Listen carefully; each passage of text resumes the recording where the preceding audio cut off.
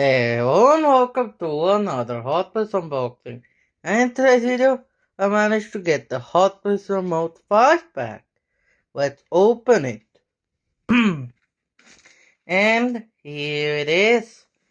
Now, let's take one by one. The first car is a 2010 Toyota Tundra. Now, I've never had this casting before, so it's the first one. It's really interesting. And the next car is Dunasaur. Not that great, this is not a real car, but it still doesn't look bad. And the next car is a 2020 BAM 1500 Rebel.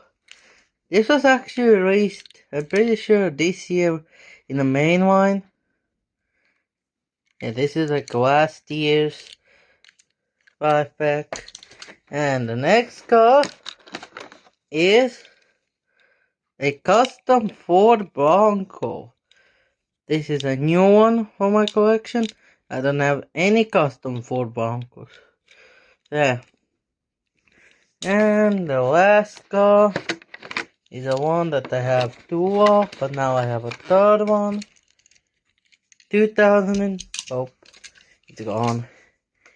2020 Toyota Tacoma.